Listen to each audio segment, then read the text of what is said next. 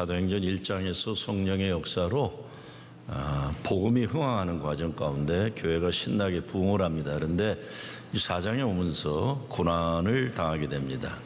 베드로가 감옥에 들어가는 겁니다. 잡히게 됩니다. 근데 오늘 말씀 가운데 우리가 몇 가지 중요한 메시지를 얻게 되는데, 첫째는 아무리 사람들이 방해해도 하나님 구원의 역사는 끊이지 않고 지속된다는 그 말씀입니다. 유대교 제사장들과 사두개파들이 복음 전하는 것을 방해하고 사도들을 감옥에 집어넣습니다. 우리가 성경에 보면서 당시의 종교 지도자들을 보면 왜 이렇게 끊임없이 예수님이 하신 일을 방해하고 초대교회 복음 전거를 방해했을까? 이게 문제입니다. 오늘날도 이런 문제가 그대로 나타나고 있어요. 성경을 많이 안다는 사람들, 그렇죠. 그리고 자기가 또 믿음 참 좋다는 사람들이 바리새인들입니다. 그리고 법을 많이 안다는 사람, 이 사람들이 서기관들, 율법주의자들이에요. 그리고 당시에 교회 권력을 쥐고 흔드는 성직자들이 사두개 파 사람들입니다. 이 사람들이 평소에는 아주 서로 반목하고 질투하고 경쟁하는 사람들인데 예수님을 괴롭히는 일엔 일치하는 거예요. 예수님을 괴롭히는 일에. 다시 말씀드립니다. 평상시엔 친한 사람들이 아니에요. 근데 예수님을 잡아 죽이는 일엔 일치하는 거예요. 그러고서 초대교회 공격하는데 또 한마음 한뜻이 되는 겁니다. 이 사람들이 예수님이 사람을 살리고 고치고 사랑하는 일을 보면 따라다니면서 못되게 놀아요. 마치 종교의 역할이 아픈 사람 그대로 아프도록 내버려 두는 것처럼, 힘없는 사람은 계속 힘없게 살게 만드는 세상을 유지하는 것처럼, 소외된 사람, 버림받은 사람들은 하나님 계신 성전 근처에 확실히 오지 못하게 하는 이런 일에 열심인 거예요. 이 사람들이 초대교회를 핍박하는 겁니다. 그런데 그럼에도 불구하고 예수님 죽음을 살아나시고 성령의 역사는 끊이지 않는 겁니다. 8절, 이게 진짜 신나는 내용이 뭡니까? 감옥에 잡혀 들어가 있으면서 옛날 같으면 덜덜덜 떨고 있을 베드로가 성령이 충만했다, 그렇게 있습니다. 성령이 충만해서 대제사장과 사두개파들 앞에서 당당하게 복음을 증거합니다. 세상 어떤 세력이 방해를 해도 교회 구원의 역사는 계속됩니다. 사람들도 그래요. 어려움이 오면 그거로 믿음으로 딛고 일어나는 사람들이 있고, 어려움이 오면 밑에 깔려서 찌그러지는 사람들이 있어요. 하나님의 일은 하나님이 하시기 때문에 우리들이 그 목적만 분명히 하면 어떤 상황, 어떤 현실이 있어도 하나님은 하나님의 일을 하시는 거예요. 그래서 우리 하나님의 일을 할 때 내 자격이나 실력, 이것이 중요한 게 아닙니다. 내 자격, 실력, 한계에 묶이거나 조건에 얽매이는 게 아니에요. 하나님이 하시기 때문에 나는 순종할 뿐입니다. 우리 인생에 닥쳐오는 시험과 시련은 때로 하나님이 우리를 강하게 연단시키려고 주시는 훈련의 기회일 수 있습니다. 무엇보다 믿음으로 예수를 깊이 생각하게 만드는 깨달음의 때입니다. 오래전 시카고 트리뷴 신문에서 제가 읽은 기사의 내용입니다. 닥터 레이첼 레먼이라는 젊은 여자 의사가 크론스 디지즈, 요즘은 어떤 점은 옛날엔 그건 불치병으로 생각했던 것 같은데, 의사들이 젊은 여자 의사에게 너 40을 못 넘길 게라고 진단을 냈습니다. 자기가 의사이면서도 현대의학으로 고치기 어렵다는 이런 의사들의 말을 듣고 분노가 치밀었어요. 두려움에 빠지게 되고 나중에는 감당하기 어려운 아픔을 경험하게 됩니다. 근데 그의 인생에 건강이 회복되는 기적 같은 일이 일어납니다. 나중에 자기의 건강 회복을 간증하면서 이렇게 얘기합니다. 그 사람이 의사잖아요. 나는 나의 환자들이 자기들의 고통을 이겨내는 걸 보며 저들이 의사인 나를 의지해서 저렇게 두려움을 이기고 외로움을 견뎌낸다면 뭔지 아시겠죠? 환자들이 자기를 보면서 병을 고치는 믿음을 가지고 일어나는 걸 보면서 나도 이겨낼 수 있다는 자신감을 느끼게 합니다. 그래서 나도 저들처럼 이겨내리라 결단하고 살아났다 이런 겁니다. 그래서 결론 부분에 이렇게 말합니다. 사람들은 누구나 자기의 이야기를 하면서 자기가 누구인가를 깨닫게 되는 중요한 깨달음을 얻게 된다. 자기 인생이 얼마나 고귀한 것인가를 보게 되고, 자기가 당하고 있는 아픔과 고통도 이게 그냥 별것이 아닌 게 아니라 그것도 중요한 삶의 어떤 고귀한 내용을 담고 있다는 것을 인정하게 된다. 자기들이 이야기를 하며 그들은 새삼스럽게 자기들이 하고 있는 이야기의 의미를 깨닫게 된다. 무엇이 그들의 인생에서 중요한 것인 것을 알게 된다 그랬어요. 자기의 이야기를 하면서 자신이 얼마나 귀한 존재인지 알게 되고, 그러면서 고통당하는 현실도 얼마나 인생에 중요한 것이 알게 된다. 그런 과정을 통해 인생에 무엇이 부질없는 헛된 것이지, 무엇이 진정 가장 가치 있고 고귀한 것인지 가치관의 우선순위가 바로 세워지게 된다고 얘기합니다. 신앙의 언어로 말하면 나라는 존재가 하나님에게 얼마나 귀한 사랑받은 존재인지 알게 된다. 그렇게 되니까 고통당하는 아픔의 현실도 하나님의 은혜 안에서 이야기하다 보면 고통 속에서 무엇인가 하나님이 담아주시는 그 무엇이 있다는 걸 깨닫게 된다고 얘기하는 겁니다. 그래서 한란 가운데 있는 인생이지만 그 인생에 대해 믿음으로 생각하고 알고 의미를 깨닫게 되면서 변화를, 기적을 체험하게 된다 이렇게 얘기하는 겁니다. 베드로가 베드로전서 1장 7절에서 이렇게 얘기합니다. 너의 믿음의 시련이 불로 연단하여도 없어지지 아니한 금보다 더 귀하여 그랬어요. 믿음의 시련이에요. 구약에서 욥기에서는 나의 가는 길은 오직 그가 아시나니, 그가 나를 단련하신 후에는 내가 정금같이 나오리라.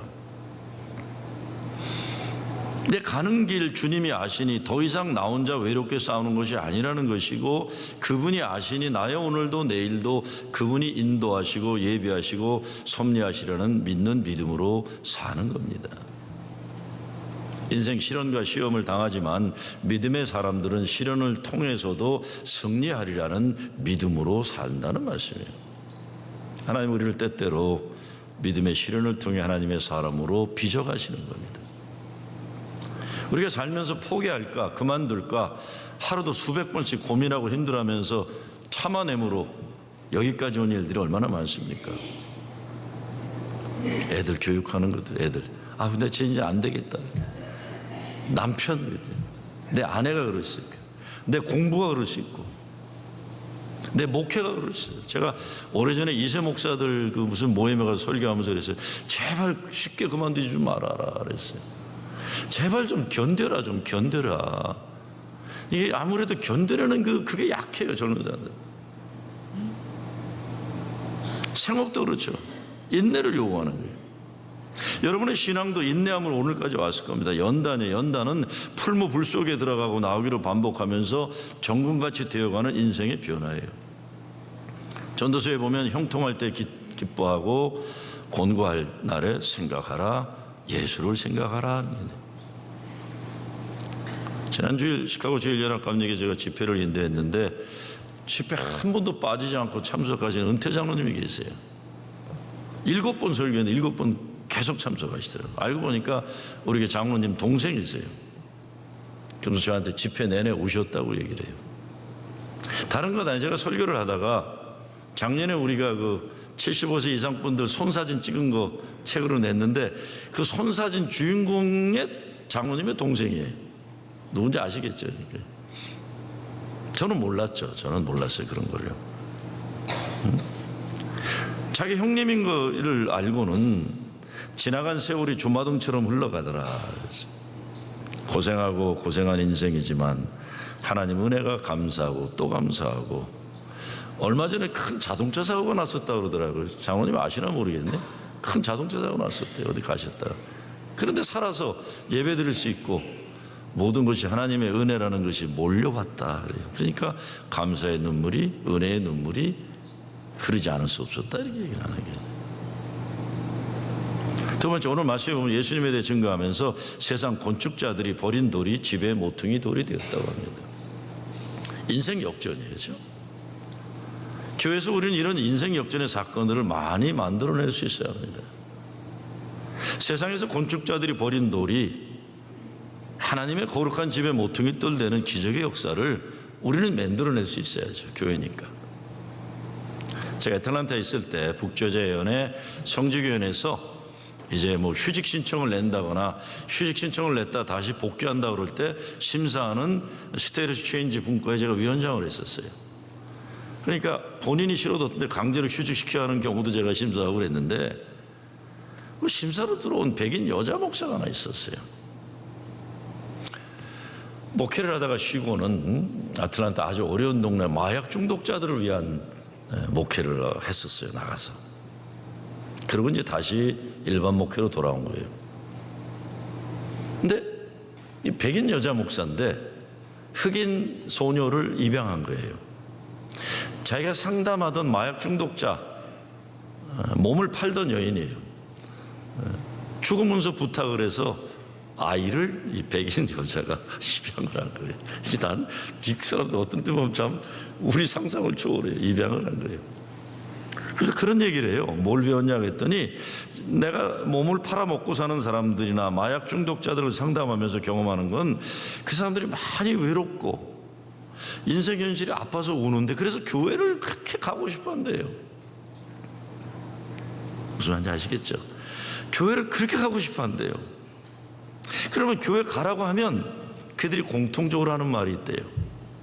그것은 교회가 자기들의 아픔을 더 아프게 하고 자기들을 더 철저하게 외롭게 만든다는 거예요. 그래서 그분이 던지는 도전이 교회가 진짜 교회 제대로 되려면 교인들이 자기들도 예수 그리스도 십자가 보혈의 은혜 아니면 죽을 수밖에 없는 죄인이라는 걸 인정해야만 되지 않느냐는 거예요. 우리 모두가 예수 그리스도 십자가 피의 공로로 용서받은 죄인이라는 정직한 고백이 있어야 되는데 이 교회는 다 의인들만 있으니까 다른 사람을 배척하는 못된 집단이 되어버렸다. 이래서 되겠냐 이런 얘기를 하는 거예요. 참 큰 도전이에요. 정말 우리들의 교회가 예수 복음이 역사하는 교회가 되려면 바리새인이 되기를 담대하게 포기해야 됩니다. 바리새인이 되기를 담대하게 포기해야만 탕자들이 교회에 왔을 때 환영받을 수 있는 환경과 문화가 조성될 수 있어요. 진짜 어려운 도전이에요. 왜? 교회는 보통 바리새인 만드는 집단처럼 되어버렸기 때문에 그래요. 이게 진짜 예수님이 원하시는 게 아니잖아요. 이런 게. 베드로가 성령 받고 엄청 달라졌어요. 비겁하게 예수님 배신했던 그가 오늘 말씀에서는 감옥에 있으면서도 성령이 충만했다.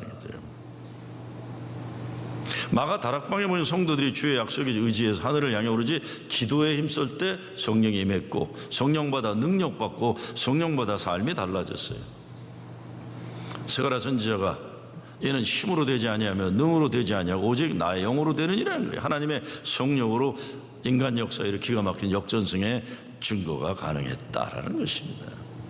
성령의 임함이라는 것이 사람이 안 되니까 그래요. 우리도 교회가 제대로 되려면 성령이 임하면 이것만 의지할 수밖에 없어요. 사람의 가치는 역경을 이겨내는 능력에서 나옵니다. 우리가 IQ, 지적 능력이죠. EQ, Emotional Quotient, 그래서 남의 느끼는 감성적인 능력인데 AQ라는 Adversity Quotient라는 말이 있어요. 역경을 이기는 능력 지수예요. 스토츠라는 사람이 역경 지수, 장애물을 기회로 전환시켜라는 책에서 역경을 부딪힐 때 사람들은 어떻게 반응하는가 세 가지로 얘기합니다. 첫째, 포기형이에요. 힘든 문제에 부딪히면 그냥 포기하고 도망가는 사람이에요.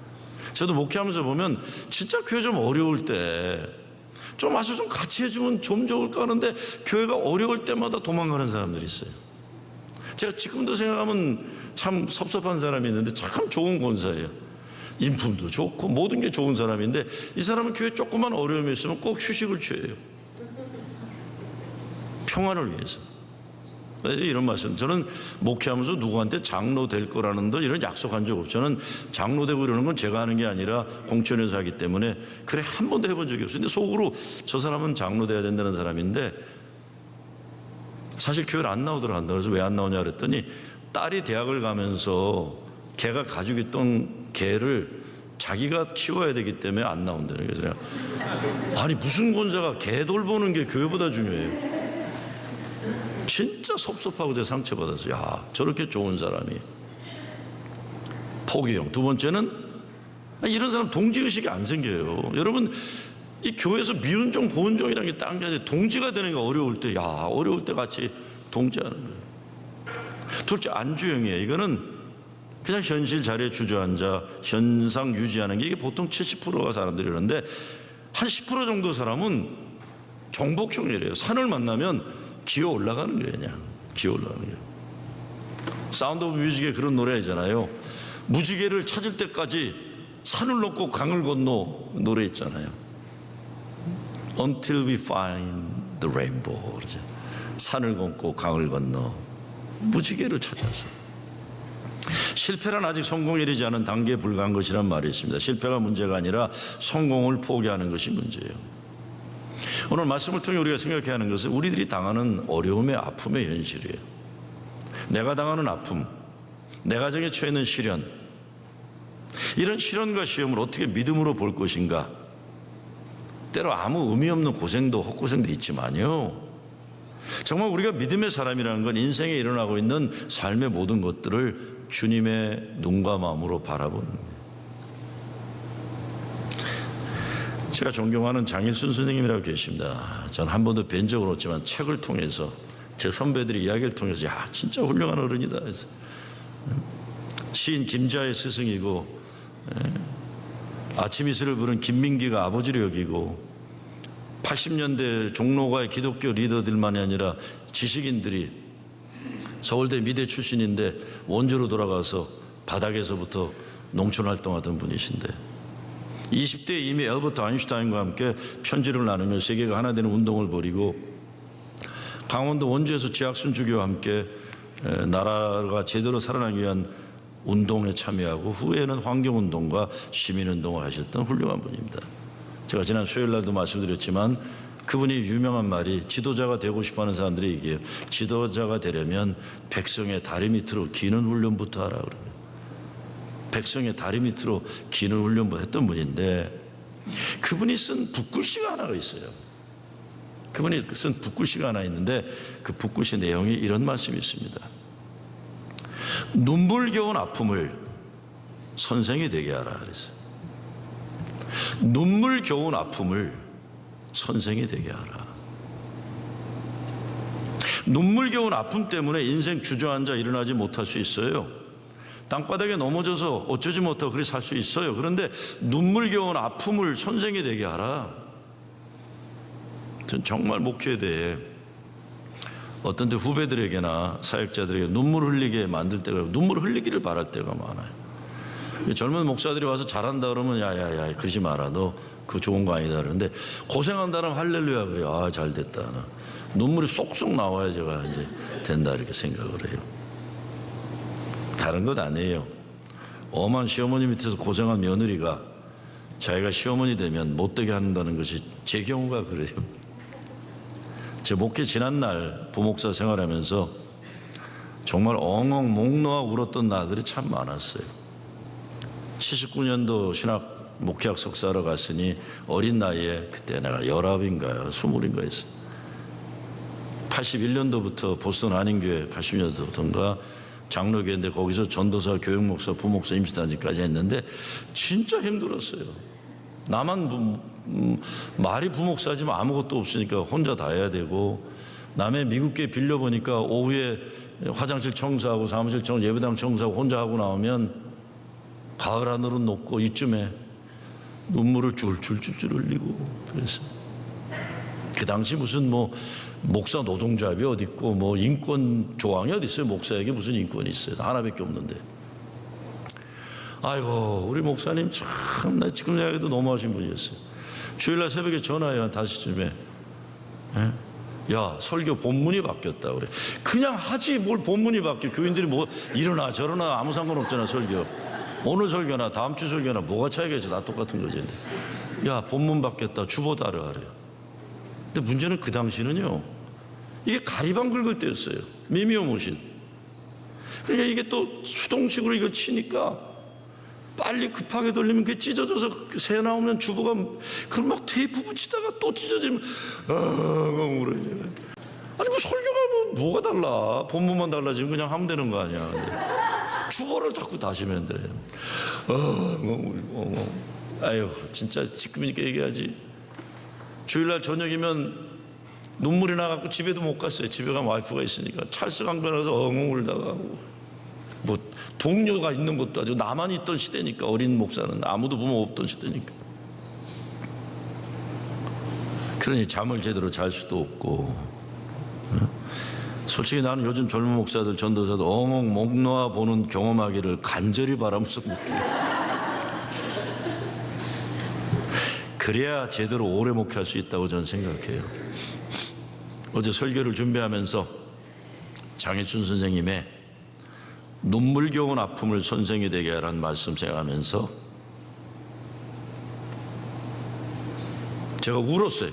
설교 준비하다. 나에게 눈물겨운 삶의 경험을 허락하신 하나님, 은혜 때문에요. 하나님 감사합니다.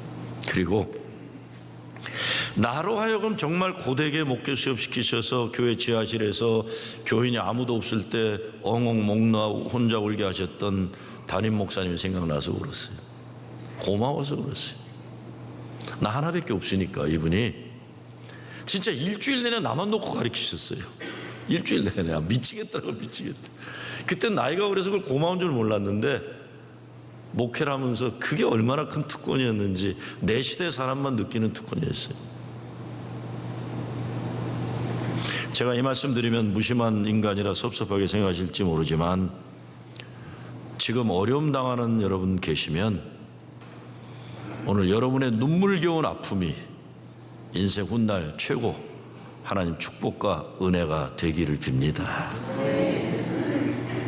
마지막으로 우리는 변화된 삶의 내용이 예수가 그리스도임을 증거해야 하는 사명이 있습니다. 정말 삶의 내용으로 복음을 증거해야 돼요. 어떤 분이 글을 하나 썼는데, 장을 보러 한국마켓에 갔는데 어느 교회에서 이렇게 확 휘두르고 노란 거 띠두르고 교회 이름 크게 쓰고는 전도지를 돌리더래요. 예수 믿으세요? 상냥하게 인사하면서 전도지 주는데, 저 필요 없어요 그런 거예요. 자꾸 따라하면서 예수 믿고 천국 가세요. 아유, 저 이거 주셔도 저 버리게 되니까 주지 마세요. 다른 사람 주세요. 그랬더니 말을 듣지 않고 이 사람이 따라오더니 자기 쇼핑백에 전도지를 훅 집어넣더래요. 근데 문제는 바람이 불어와가지고 그 전도지가 진흙탕에 떨어진 거예요. 그래서 그 전도하는 사람이 소리를 지더랍니다. 이 전도지가 땅에 떨어진 것처럼 당신 지옥에 떨어질 거다 그러더래요. 무슨 얘기인지 아시겠어요? 그래서 이 사람이 너무 화가 나서 그 전도지의 주소, 목사 번호를 찾아서 전화 걸어서 그랬대요. 교회 다니는 사람들은 이래도 되는 것이냐고요. 여러분, 교회 다니는 사람들은 그래도 되는 특권 없어요. 우리 교회 다니는 사람들 보면 이상한 게 있어요. 다른 사람을 존중할 줄 몰라요. 누구나 내 계몽의 대상이라고 생각해요. 아무리 좋은 것도 저 사람이 받을 준비가 되고 저 사람이 좋아해 주는 거예요. 함부로 막 구겨 놓는 거 아니잖아요. 진짜 그러는 거 아니죠. 이거 전도 아니에요. 이거는 괜히 저 푼수짓 하는 거죠. 오늘 12장 밑에 13절 14절 보면 전도가 되는데 이게 뭐냐면, 배우지 못한 무지랭이 같은 인간들이 예수 믿고 당당해지고 삶의 변화가 된 걸 보니까 사람들이 구름대처럼 몰려온 거예요. 나도 예수 믿고 싶다고. 저 목사예요. 목사 오래 했습니다. 이제 진짜 2, 3년 있으면 40년 돼요. 진짜 오래 했어요. 아직도 사람들은 목사라고 하면 그래도 좀 보통 사람보다 좀 괜찮은 사람이라고 생각하잖아요. 전 또 할아버지가 목사고 아버지도 목사였기 때문에 나는 목사하면서 내가 사실 잘할 때도 그래서 잘할 때도 나는 모범 소년 중에 하나였어요. 뒤에서 딴짓 하긴 했지만 교회 오면 진짜 모든 언행이 모범 소년, 칭찬받는 걸 좋아해가지고요. 난 담배 피는 애들 내가 하던 클럽에 못 들어오게 했어요. 담배 피는 나쁜 놈들이 어떻게 들어오냐고. 못 들어오게 그랬었어요. 그리고 미국에 와서 살면서도 대학생 되어서도 나는 모범, 왜냐면 애들도 가르치고 중고등부 가르치고 그랬거든요. 그러다 80년대 광주가 터지고는 광주 데모에 참여하고 진짜 나는 조국을 위해서 뭐 민주운동하고 나처럼 정의로운 인간이 없는 줄 알았어요. 나 굉장히 정의롭다고 생각했어요. 민주운동하고 뭐 인권운동하니까. 나 진짜 뭐 사회 정의 있다는 거 하고 난 진짜 뭐 나보다 정의로운 인간 있으면 나와보라 그러고 살았어요. 그런데 제가 살면서 깨닫는 건요, 하나님은 정말 나 같은 인간 싫어하신다는 생각이 들더라고요. 정말 하나님이 보시면, 야, 이놈은 네가 바리새인이다 그런 거예요. 네가 바리새인. 너는 왜 네가 선하다고 생각하냐? 네가 왜 정의롭다고 생각하냐? 하나님이 찾는 인간은 자기의 죄 때문에 몸부림치고 하나님 앞에 온전히 설 수 없는 부끄러움과 부족함 때문에 두려워 떨군 인간을, 가난한 심령을 찾으시는 거예요. 내가 하나님이 어떤 분이신가 예수님을 좀 깨닫게 되면서부터 그런 착한 사람, 정의로운 사람, 선한 사람이란 스스로의 교만 자부심이 하나님 사랑과 은혜로부터 나를 멀게 하는 것이라는 걸 깨닫게 됐어요. 여러분, 뭐 사람들이 바보가 아니잖아요. 내가 얼마나 의로운가, 내가 얼마나 잘났나, 내가 얼마나 똑똑한가 그러면 어우 너 잘났어요 이러지, 누가 그걸 이룹니까? 안 그러잖아요. 근데 이게 사실 부끄러운 거죠. 목사들은 그게 그런 문화에 너무 오래 살아왔어요. 그러니까 교인들도 멀쩡하다가 장로 되면 또 그렇게 돼버리잖아요, 그렇죠? 근데 이게 목사는 어려서부터 그랬으니까 고치기가 어려워요, 우리 문화가. 그러니까 썰렁하고, 진짜 어떤 때는 왜 제가 왜 저러나 이런 게 우리 스스로 몰라요, 목사들은. 그게 목사인 줄 아니까. 여러분, 저를 불쌍히 여기실 줄 아셔야 됩니다. 제가 80년대에 민주운동한다고 난리치니까 두 번째 스승이신 목사님이 저를 부르더니 그러시더라고요. 김 목사, 너 뻘개 벗고 진흙더미에 좀 뒹굴다 와라 그래요. 왜요, 목사님? 그랬더니 너는 왜 네가 그렇게 의롭다고 생각하냐? 너는 왜 이렇게 네가 의롭다고 생각하냐? 어휴, 되게 무서웠어요 그때. 물론 착한 것 좋고 정의로운 것 좋아요. 그런데 경건해 보이는 거 다 좋아요. 그러나 우리는 그것보다 먼저 은혜를 아는 사람이 돼야 돼요. 은혜를. 죄의 용서를 통한 감격과 감동으로 살아야 돼요. 그렇지 않으면 바리새인이 되는 척정이 그것입니다. 이 예수는 너의 건축자들의 버린 돌로서 집 모퉁이의 머릿돌이 되었느니라. 와, 이야기할 때 베드로가 얼마나 신났겠어요. 베드로가 누구 앞에 서 있어요? 당시 이스라엘 최고 권력자들, 최고 실력자들, 최고로 종교적이라는 인간들 앞에 서 있는데 베드로는 갈릴리 무지랭이 출신이에요. 그것도 자기 스승을 배신하고 도망갔던 비겁한 인간인데 지금은 달라요. 성령에 충만하여. 이제는 예수 때문에 모든 것이 달라진 것.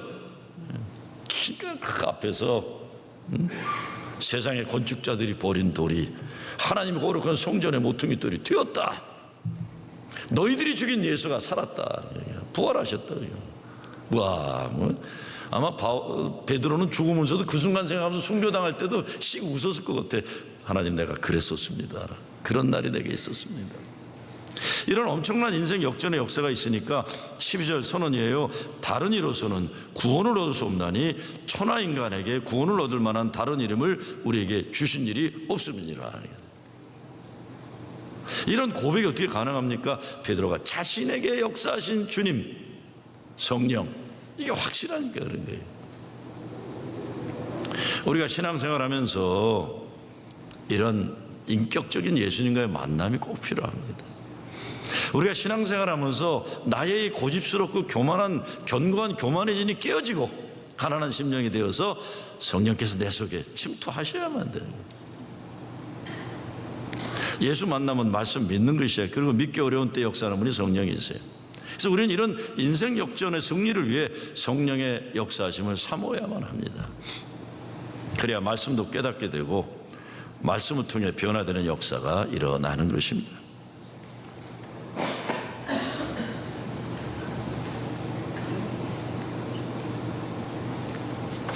역사학자 찰스 비어드에게 당신이 역사를 연구하여 얻은 것이 무엇인가라는 질문에 네 가지를 그가 얘기한 적이 있습니다. 첫째, 역사를 연구하는 가운데 하나님께서 어떠한 것을 멸하라고 하시면 그것이 개인이건 국가이건 막론하고 권세욕에 날뛰게 함을 알았다 그랬어요. 그러므로 권세욕에 날뛰는 개인이나 국가, 민족을 보면 벌써 망할 때가 가까운 줄을 알 수가 있다라고 그랬어요. 권세욕, 권력의 욕이죠. 두 번째, 하나님의 맷돌이 천천히 돌아가는데 너무 천천히 돌아가니까 하나님 맷돌이 있나 없나 의심하게 되지만 하나님의 맷돌은 보드랍게 갈아서 결국은 의는 의로 불은 불의로 골라내고 만다는 걸 알았다. 하나님은 살아 역사하신다. 세 번째, 벌이 꽃에 가서 꽃을 도둑질해 오지만 그렇게 도둑질해 옴으로 말미암아 꽃에 열매를 맺게 하는 것과 마찬가지로 인류의 역사를 살펴보면 벌과 같은 강도가 항상 악을 행하지만 이상한 것은 그로 말미암아 기적이 나타나는 것도 보았다 그랬어요.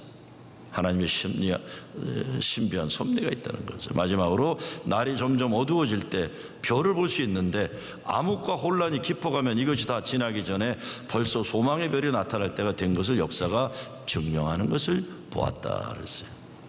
새벽에 도우신 하나님을 아는. 중요한 것은 고난당할 때 어떤 생각을 해야 하나, 이것이 중요합니다. 인생 탓하면서 절망에 빠지거나 하나님 원망하면 신앙 버리거나 이게 아니죠. 고난의 의미가 뭔지, 이거를 통해 하나님 어떤 계획을 가지고 계시는지 깊게 생각하는 믿음의 사람이 되어야 하는 것. 예수 믿는다는 것, 예수님 십자가 사랑 때문에 하나님의 마음을 가지고 하나님의 뜻을 내가 가지고 사는 것. 요한계시록 7교회 서문학교에 대해서 얘기할 때 예수님이 서문학교 아픔을 아신다고 하면서 이렇게 얘기합니다. 내가 내 환난과 궁핍을 아노라 그랬어요. 내가 내 환난과 궁핍을 아노라. 예수님이 아신다. 여러분, 우리가 신앙생활하면서 아무리 어려워도 주님이 나를 알아주시고 나 형편을 알고 인정해 주신다는 확신이 있으면 어려움은 은혜입니다. 은혜. 주님이 아신다. 주의 말씀이 이런 신앙을 가능케 하는 거죠. 살아있는 인간들에게는 아픔이 다 있습니다. 그러나 우리는 하나님의 구원 역사를 위해 아픔에 참여하는 예수 그리스도의 제자들, 십자가의 군병으로 불리는 아픔에 참여하는 거예요. 예수 그리스도의 십자가 고난의 동참으로 내가 살았으니 너희도 살리라. 부활의 백성으로 세움을 받은 거예요. 고난을 피하는 게 아니라 이기도록 부름받았습니다. 여러분의 아픔을 주의 십자가를 통해 생각해 보시기 바랍니다. 제가 오늘 이효순 목사 취임 예배 때 할 이야기지만, 제가 어렸을 때 목사가 안수 통과했을 때 장초로 목사님이 저한테 하신 말씀이 있어요. 목사님, 목사는 뭐 하는 존재입니까? 그때 그 장 목사님도 40대 초반이었는데 어떻게 그 얘기를 하셨나 몰라요. 나는 20대 초반이고. 목사는 자기 아픔과 한을 해결하기 위해 몸부림치다가 다른 사람들의 아픔과 한을 치유하게 되는 존재다, 이렇게 했어요. 아마 그때 뭐 책 하나 읽으셨을지도 몰라요, 그 양반이. 나는 평생 잊혀지지가 않아요, 그 얘기가요. 목사는 자기 아픔과 한을 해결하려고 몸부림치다가 그러다 보니까 다른 사람들의 아픔과 한을 치유하는 사람이 되었다. 여러분은 무슨 일로 아파하십니까? 어떤 고난의 현실이라도 주님이 내가 안다, 내가 너의 아픔을 안다 하시는 줄 믿으시기 바랍니다. 그분이 아세요. 여러분의 아픔과 고난을 거룩한 예수님 십자가 고난 속에서 다시 발견하시기 바랍니다. 사도행전에서 우리에게 증거하는 중요한 진리는 고난 속에 성령의 역사가 함께한다는 겁니다. 어떤 아픔, 어떤 슬픔, 어떤 인생 어두움도 그 안에 예수 그리스도 함께 계시면 연단을 통한 정금같이 나오는 삶의 열매가 있을 것입니다. 성령 충만해서 예수가 그리스도심을 담대하게 증거하는 여러분 되시길 주의 이름으로 축원합니다.